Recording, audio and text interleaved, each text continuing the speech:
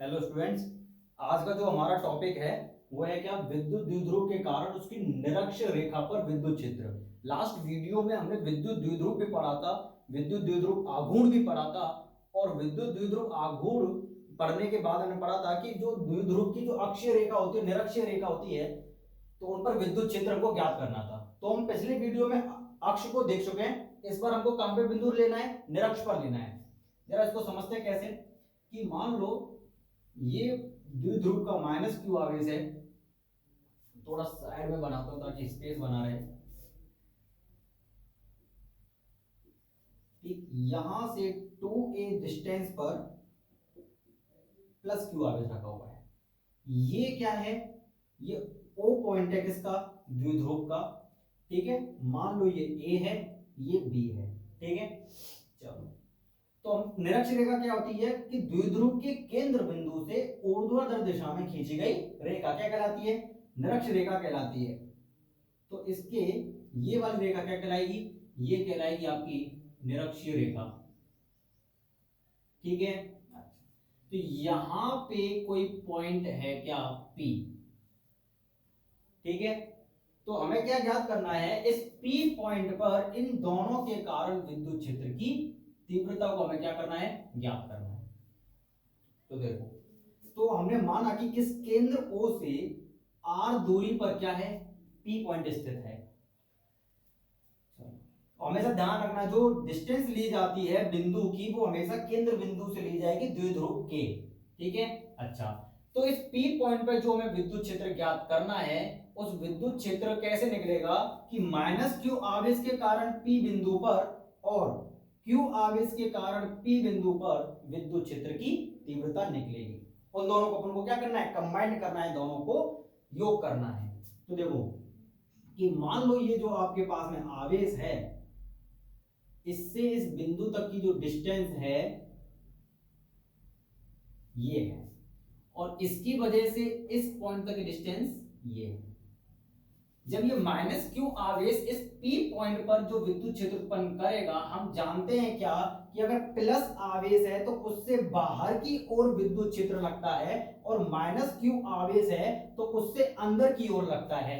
तो P point पर जो विद्युत क्षेत्र की तीव्रता होगी प्लस आवेश के कारण वह बाहर की ओर होगी, और P बिंदु पर माइनस क्यू आवेश के कारण जो विद्युत क्षेत्र की तीव्रता होगी वह किसकी वजह से होगी, वह अंदर की ओर होगी। यानी इस P पॉइंट पर अगर हम इससे ये डिस्टेंस खींचते जाएं तो ये जाएगा इस डायरेक्शन में। ठीक है, अपन इसको मान लो E1 बोल दें, और माइनस क्यू आवेश के कारण डायरेक्शन क्या होगी, इस माइनस क्यू आवेश की ओर। तो हमारा आवेश यहां रखा है, पॉइंट यहां पे रखा है, तो ये डायरेक्शन बनेगी। तो ये आएगा किधर, नीचे की ओर। इसको अपन बोल सकते हैं क्या, E2। थोड़ा ठीक से लिख लेते हैं। तो ये अपने पास में क्या आ गया, E2। आप इसको EA भी बोल सकते हैं, अगर समझ में ना आ रहा हो तो। ये हमारा क्या हो जाएगा, EB हो जाएगा। जैसा आपको उचित लगे वैसा आप मान सकते हो। तो अपन E1 और E2 मान लेते हैं, क्योंकि हमने लास्ट वीडियो में भी E1 और E2 माने थे। ठीक है, अच्छा। तो ये हमारा E1 है प्लस क्यू आवेश के कारण। अब इन दोनों को हमको क्या करना है, कंबाइंड करना है, और हमें टोटल ई नेट निकालना है कि ई नेट आपके पास में क्या होगा। ठीक है, तो अब इसके लिए क्या करना है कि इस P पॉइंट पर इस द्विध्रुव के समांतर एक रेखा खींच दो, ऐसे करके खींच दी। ठीक, अब मान लेते हैं कि ये जो कोण बन रहा है यहाँ पे, ठीक है, ये कोण कितना है, ये थीटा है। ठीक है, अरे कोण बन जाएगा, इसको ऐसे करके लाओगे ना, ऐसे करके मिलाओगे तो एंगल बनेगा। कहोगे कि ये मिल नहीं रहा है, इसको आप ऐसे करके बना सकते हो। मैंने इसको डायग्राम अच्छा सा लगे इस वजह से कर दिया ऐसा। तो ये एंगल क्या हो गया, थीटा। तो ये कितने डिग्री है, ऊर्ध्वाधर दिशा में है, तो ये 90 डिग्री है। तो ये वाला जो कोण बना आपके पास में, ये कैसे निकलेगा, 90 माइनस थीटा से निकलेगा ये वाला। ये 90 में से हम थीटा को घटा देंगे तो ये वाला कोण आ जाएगा आपके पास में। तो ये वाला कोण 90 माइनस थीटा है, तो ये वाला कोण कितना रहेगा, ये कोण रहेगा क्या, थीटा। ठीक है, तो जब ये वाला कोण थीटा है तो ये एंगल भी क्या बनेगा, थीटा बनेगा। ठीक है, वैसे ही सेम ये भी एंगल अगर थीटा है, ये 90 माइनस थीटा हुआ, तो ये वाला एंगल क्या बनेगा, थीटा। ठीक है, चलो। तो हमें एक को ज्ञात करना है बस, बाकी की चीज को हमें ध्यान में नहीं रखना है। तो देखो ये एंगल है अपने पास में थीटा, और ये भी एंगल है क्या थीटा। ये E1 है, ये E2 है। P पॉइंट पर दोनों सदिश लगे हुए हैं, दोनों सदिश एंगल में लगे हुए हैं। तो जब भी दो सदिश एंगल में आ जाए तो आपको करना क्या है कि आपको इनको या तो आपको वियोजित करना है या आपको समांतर चतुर्भुज के नियम से इनका परिणामी ज्ञात करना है। तो अपन क्या करेंगे कि ये P पॉइंट पर जो E1 और E2 लग रहे हैं इनको इनके क्षैतिज तथा ऊर्ध्व घटक में बांटेंगे। तो हमें पता है क्या कि जो भी सदिश होता है जिस रेखा से या जिस क्षैतिज से वह थीटा कोण बनाता है वह किस में जाता है कॉस में, और अपोजिट साइड किस में जाती है साइन में। ठीक है, तो ये E1 को अगर हम यहाँ पे करेंगे तो ये आपके पास में आ जाएगा E1 cos थीटा, और इसकी दिशा इस डायरेक्शन में होगी साइन वाले की, तो ये आपके पास में क्या आ जाएगा, ये आ जाएगा E1 sin थीटा। वैसे ही अगर आप E2 को वियोजित करोगे, ठीक है, तो E2 को जब आप वियोजित करोगे तो एक घटक इस पर जाएगा इस डायरेक्शन में और एक जाएगा इस डायरेक्शन में। तो ये वाला जो जाएगा वो होगा E2 cos थीटा, और ये वाला जो होगा वो होगा आपका E2 sin थीटा। ठीक है, अब नेक्स्ट देखते हैं अपन।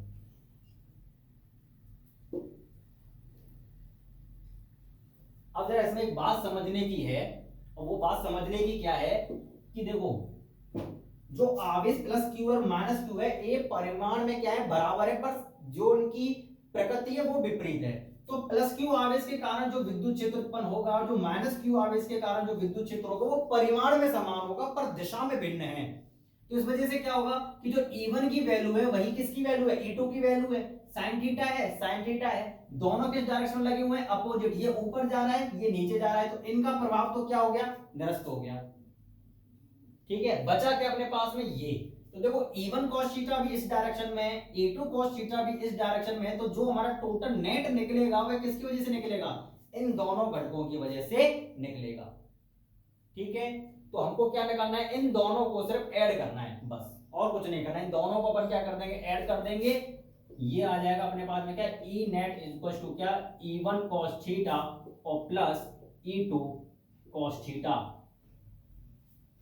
ठीक है, और E1 और E2 की हमको क्या ज्ञात करना है, वैल्यू ज्ञात करना है कि E1 बराबर क्या होता है और E2 बराबर क्या होगा। अगर ये मालूम चल जाए तो बस अपना काम 35 हो जाएगा।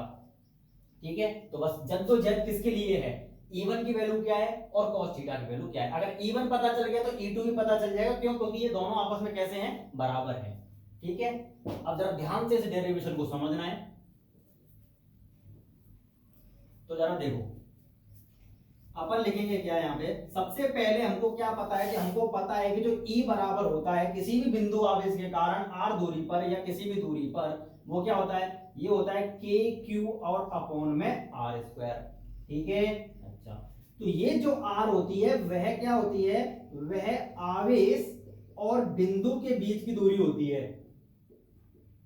जिस बिंदु पर आपको क्या निकालना है, विद्युत क्षेत्र की तीव्रता को ज्ञात करना है, तो आवेश और बिंदु के बीच की दूरी, ये हमने पढ़ चुके हैं पहले चैप्टर में ही चल रहा है, ये हमने बहुत पहले बिंदु आवेश के कारण सीखा था ये वाला। तो आवेश है हमारा यहाँ पे और आवेश है यहाँ पे और बिंदु है यहाँ पे, तो हमें दोनों के बीच की दूरी चाहिए ये वाली। ठीक है, और ये वाली। ठीक है, तो इसको निकालने के लिए हमें जद्दोजहद करनी है। तो जो हमारा AP है, ठीक है, एक मिनट रुकना जरा,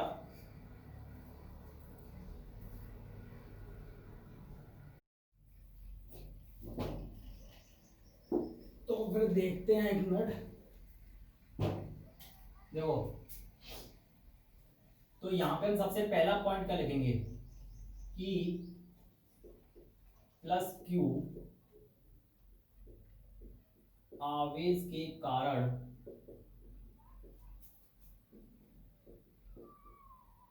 बिंदु P पर विद्युत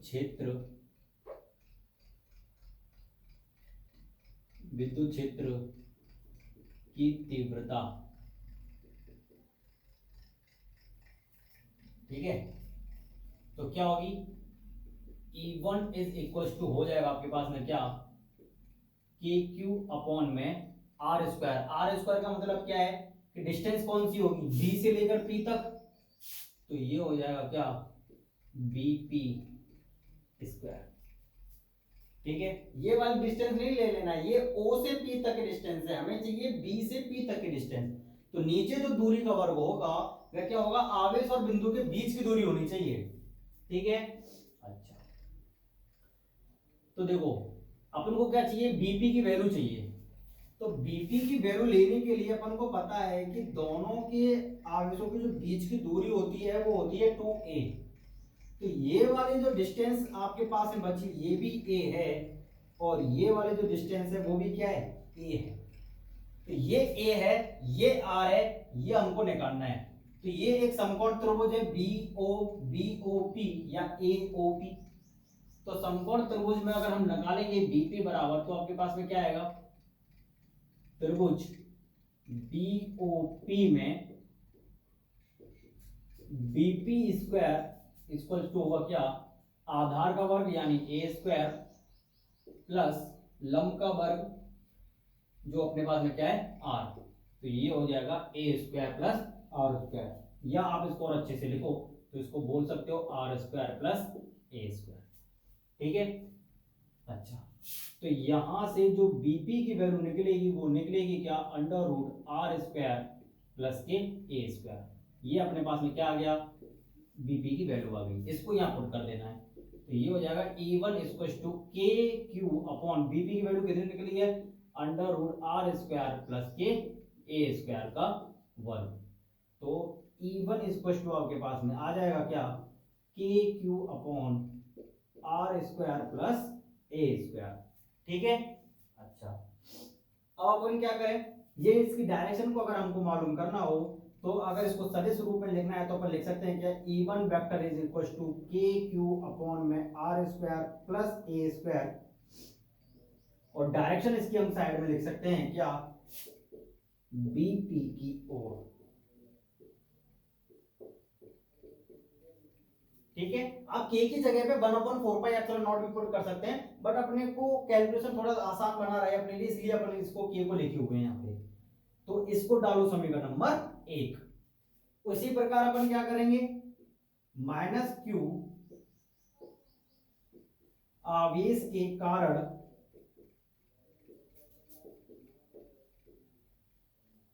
बिंदु P पर विद्युत क्षेत्र की तीव्रता। ठीक है, तो इसको हमको निकालना है। तो यहां तक आप स्क्रीनशॉट ले लो या आप उसको जल्दी से लिख लो, मैं ऊपर साफ कर देता हूं। समीकरण 1 को ध्यान में रखना है, K Q upon are square plus A square है। ठीक है,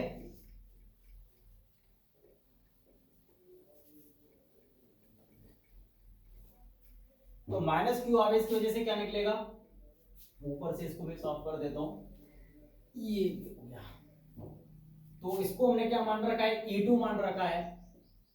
तो ये अपने पास में E2 बराबर क्या निकलेगा, के क्यू और अपॉन में क्या, AP का स्क्वायर। ठीक है, सेम वही त्रिभुज AOP में AP स्क्वायर बराबर आपका क्या निकला, आर स्क्वायर प्लस के ए स्क्वायर। तो AP बराबर आपका क्या आ जाएगा, under root are square plus A square.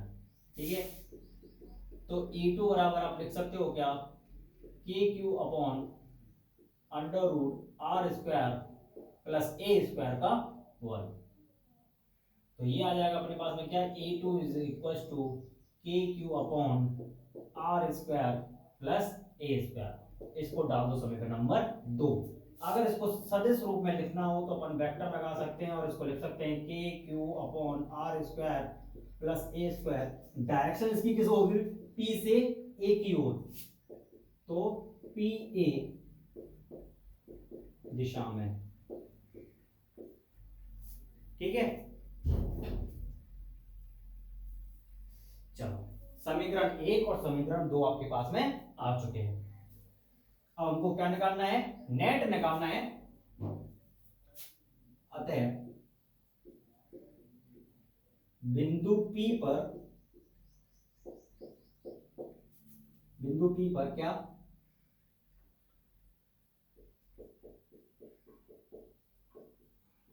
परिणामी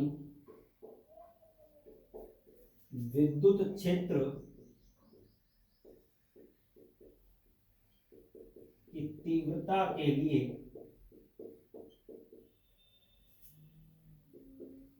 चित्रानुसार E1 तथा E2 को घटकों के रूप में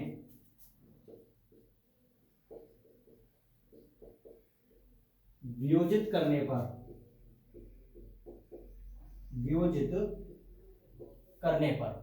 ठीक है। तो वियोजित अगर हम करेंगे तो क्या होगा, E1 cos थीटा और E2 cos थीटा तो जुड़ जाएंगे और E1 sin थीटा और E2 sin थीटा आपस में क्या कर जाएंगे, निरस्त हो जाएंगे। करने पर अब क्या पाते हैं, E1 sin थीटा तथा E2 sin थीटा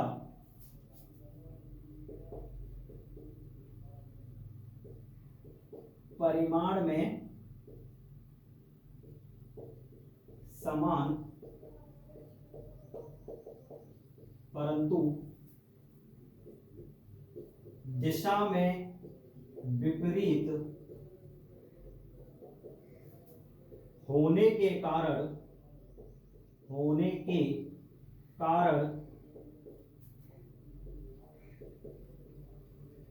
आपस में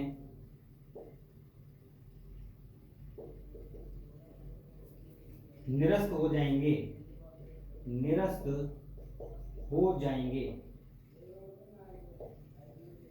ठीक है, तब ये ऊपर वाला उतार लेना आपको।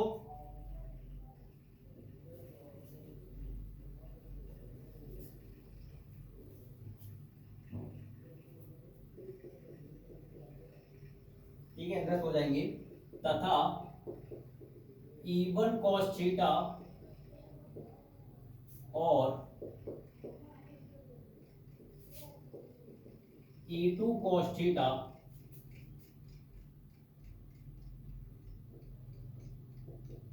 समान दिशा में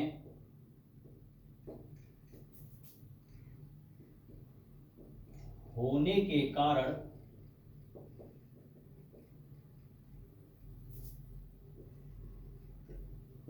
जुड़ जाएंगे। ठीक है, अच्छा तो क्या होगा, इसको मैं साफ कर देता हूं। तब बिंदु P पर जो परिणामी विद्युत क्षेत्र होगा वह कैसे निकलेगा, E1 cos थीटा और E2 cos थीटा से निकलेगा। अतः बिंदु P पर परिणामी विद्युत क्षेत्र, तो E नेट आपका क्या निकलेगा, E1 cos theta plus E2 cos theta. चूंकि E1 बराबर है किसके, E2 के, इसीलिए अपन लिख सकते हैं क्या कि E1 बराबर E2 और इन दोनों की जगह पर अपन क्या पुट कर सकते हैं, E। ठीक है, तो इसको साइड में लिख लो, जगह नहीं गिरेगी आपके पेज की। तो आप क्या लिख सकते हो उसको, E net is equal to E cos theta plus E cos theta. क्यों, क्योंकि E1 बराबर है E2, इसीलिए E1 बराबर E2 बराबर आप पुट कर सकते हो क्या, दोनों की जगह पर सिर्फ E। तो ये बराबर क्या हो जाएगा, 2E cos theta E net. ठीक है, तो आपको E1 या E2 की वैल्यू तो आपको पता है क्या निकल कर आएंगे, आपको यहां पे E की वैल्यू लिखनी है और cos थीटा की वैल्यू पुट करनी है। तो समीकरण 1 से E1 बराबर E, या दोनों बराबर लिख सकते हो। अब क्या, समीकरण 1 व समीकरण 2 से E1 बराबर E2 बराबर E हमने मान रखा है, तो बराबर आप लिख सकते हो उसको क्या, K Q upon are square और प्लस के ए स्क्वायर, दोनों बराबर है ना।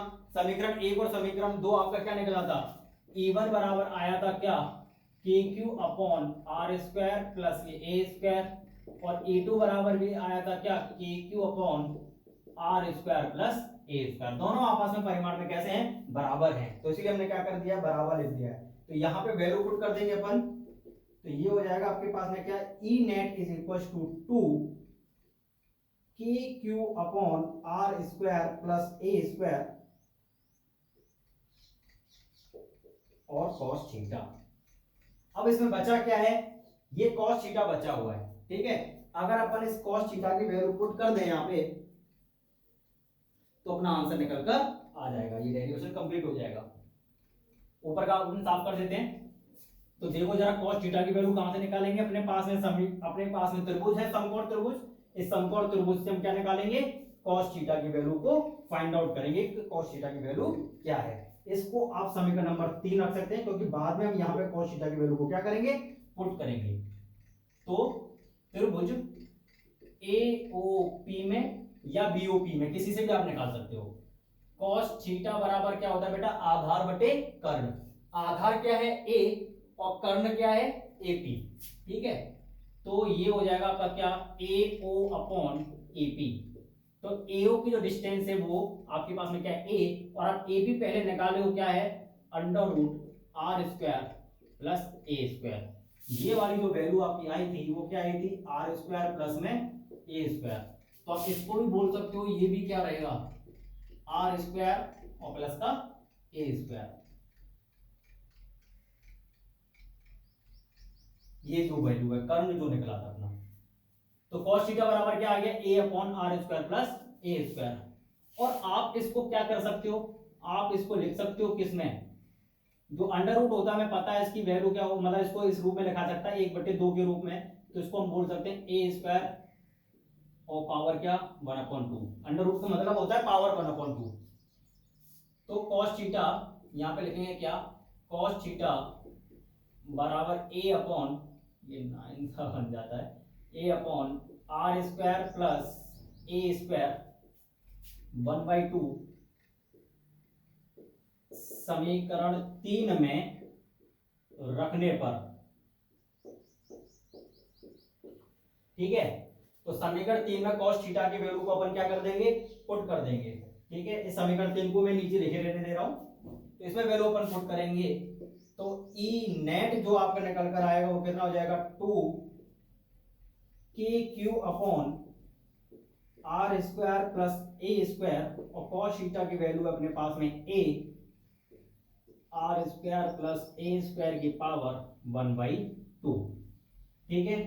जरा इसमें थोड़ा सा हमको क्या करना है, इसको अरेंज करना है। देखो इस पे पावर अपन क्या मान सकते हैं, 1 मान सकते हैं, तो ये भी सेम आधार है, ये भी सेम आधार है, तो जो घातें होती हैं वो आपस में क्या कर जाती है, जुड़ जाती हैं। यहाँ पे एक है और यहाँ पे आधा है, तो एक और आधे को जोड़ोगे तो 1.5 बनेगा, यानी 3/2। तो आप इसको लिख सकते हो क्या, E net is equal to इस के और 2 और a, इन तीनों को हम अरेंज करेंगे कैसे, जरा देखो ऐसे, इसको लिख सकते हैं q इंटू में 2a, बात वही पड़ेगी ऊपर, q तो ये रहा, 2a ये रहा और k ये रहा, 1/4 पाई एप्सिलॉन नॉट, और ये आ जाएगा क्या, आर स्क्वायर ए स्क्वायर की पावर 3/2। इतना समझ आ गया, ठीक है। अच्छा, अब अपन जानते हैं क्या कि जो a है, ठीक है, वो बहुत बहुत छोटा है किससे, r से, ठीक है। तो इसीलिए क्या होगा कि जो a होगा, a स्क्वायर जो होगा वो भी बहुत बहुत छोटा हो जाएगा किससे, r स्क्वायर से, ठीक है। आप देख सकते हो यहाँ पे, इसलिए a स्क्वायर को छोड़ने पर, ठीक है, या a स्क्वायर बराबर 0 भी पुट कर सकते हो, तो ये आपका क्या हो जाएगा, तो ये आपका हो जाएगा आपके पास में क्या, E net is equal to के। इसकी जगह पर अपन क्या पुट कर सकते हैं, इसकी जगह पर पुट कर सकते हैं क्या, पी। तो ये हो जाएगा अपने पास में पी और अपॉन में are square plus A square. A square को यहां से हटा देंगे तो पावर क्या आ जाएगा यहाँ पे 3/2। यहाँ प्लस ए स्क्वायर था, ये पूरा पोर्शन क्या बन गया 0, तो यहां से इसको हटा दो बस, ये हट गया। ठीक है, तो ये आपके पास में आ जाएगा ई नेट इज इक्वल टू के पी। यहाँ स्क्वायर है, यहाँ बटे 2 है, ठीक है, तो यहाँ पे बचेगा 2 से 2 कैंसिल आउट हो जाएगा, बचेगा आपके पास में क्या, आर क्यू। ये आपके पास में आ गया क्या, परिणामी किसका, पी बिंदु पर विद्युत क्षेत्र का। कितना आ गया, के पी अपॉन में आर क्यू। जरा एक बार इसको नजर से देख लो, ठीक है। चलो अब यहां पे हमको एक बात सीखनी है क्या, कि जो भी कोई भी सदिश राशि होती है उसमें दो चीजें होती हैं, एक तो होती है दिशा और दूसरा क्या होता है, परिमाण होता है उसके अंदर। तो परिमाण ये आ गया, हमें इसकी डायरेक्शन को फाइंड आउट करना है कि परिणामी विद्युत क्षेत्र की जो दिशा होगी वह किस ओर होगी। बहुत ही सिंपल है, जो हमारा P बिंदु पर परिणामी निकला वो E1 cos थीटा और E2 cos थीटा से निकला है। ये किस डायरेक्शन में है, ये इस डायरेक्शन में है, तो विद्युत क्षेत्र की दिशा भी तो इसी डायरेक्शन में होगी, किधर से, P से इधर की ओर। आप जानते हो क्या कि जो -q और +q होता है तो उसमें हम निकालते हैं द्विध्रुव आघूर्ण। द्विध्रुव आघूर्ण की जो दिशा होती है वह हमेशा -q से +q की ओर होती है। तो ये इसकी दिशा होगी इस डायरेक्शन में, किसकी, p वेक्टर की। ये क्या है, जस्ट इसके अपोजिट, ये है इस डायरेक्शन में, आपका क्या लग रहा है, ई नेट। तो जस्ट अपोजिट डायरेक्शन में है किसके, p के। तो यहां पे लिख सकते हो क्या कि सदिश रूप में, तो सदिश रूप में आप क्या लिख सकते हो उसको, E net vector is equal to KP upon R Q, और यहां पर लगा सकते हो माइनस पी कैप। ठीक है, ये माइनस का पी कैप क्यों लगाया, ये बता रहा है कि इस नेट की जो दिशा है ई नेट की, वह द्विध्रुव आघूर्ण के विपरीत दिशा में है। ठीक है, किस दिशा में है, ये विपरीत दिशा में है, इस वजह से हमने इसको लगाया है। तो ये हो गया इसका सदिश रूप, और इसका परिणामी कितना हो गया, E net is equal to KP upon में आर क्यू। ठीक है, चलो अब जरा एक चीज को आपको बहुत ही जरूरी मैं भाई बात बता देता हूं। हम दोनों को निकाल चुके हैं क्या, कि अक्ष पर कितना निकलता है और निरक्ष पर कितना निकलता है। ठीक है, जरा इन दोनों बातों को समझो। आपने जो अक्ष पर निकाला हुआ है, ठीक है, वह कितना निकाला हुआ है, वह निकाला हुआ है के 2p अपॉन में आर क्यू, और जो निरक्ष निकाला हुआ है वह निकला है आपका के p अपॉन आर क्यू। ठीक है, आप इसको भले से ऐसे लिख सकते हो 1/4 पाई एप्सिलॉन नॉट और 2p अपॉन में आर क्यू। इसको ऐसे लिख सकते हैं 1/4 पाई एप्सिलॉन नॉट और p अपॉन में आर क्यू। दोनों बातों से समझ लो। आप इन दोनों में देख रहे हो सिर्फ इसमें ये 2 ज्यादा है। ठीक है, तो अब इन दोनों से आप इसको, आपको एक बात पता चलती है क्या, कि जो आपका ई अक्ष होता है वह दुगना होता है किसका, ई निरक्ष का। कब, जब ये जो आर है वो दोनों केसेस में क्या रहे, सेम रहे। मतलब मैं ये कहना चाह रहा हूं आपसे कि अगर ये द्विध्रुव है, ये डिस्टेंस आपके पास में 2a है और ये आपके पास में O पॉइंट है, तो यहां से इतनी दूरी पर कोई P पॉइंट है, इस दूरी को आप बोल सकते हो R। तो जितनी दूरी अक्ष पर है P बिंदु की, उतनी दूरी आपको कहां लेनी है, निरक्ष पर लेनी है P बिंदु की। तो ये दोनों, ये डिस्टेंस और ये डिस्टेंस क्या हो, बराबर हो। उस केस में क्या होगा कि आपका ई अक्ष जो होगा वह ज्यादा होगा एज कंपैरिजन टू किसके, ई निरक्ष के। ठीक है, इसको आपको लिखना कैसे जरा वो भी मैं बता देता हूं। आप जानते हो क्या WKT,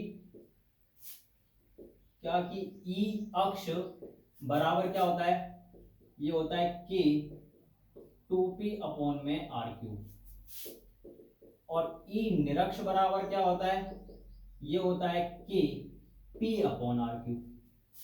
तो आप यहां लिख सकते हो, अतः ई अक्ष बराबर 2e निरक्ष। कब होगा ये, जब द्विध्रुव के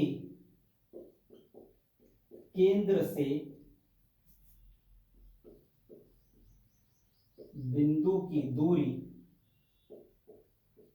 समान हो।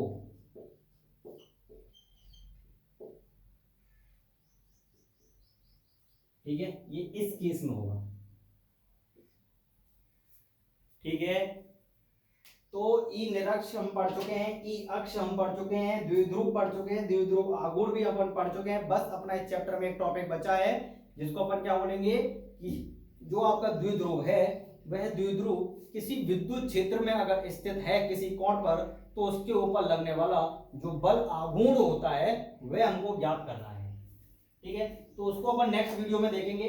अभी तक आपके लिए क्या, आपको क्या करना है कि जितना भी मैंने अभी तक आपको पढ़ा दिया वो पूरा रिवाइज कर लो।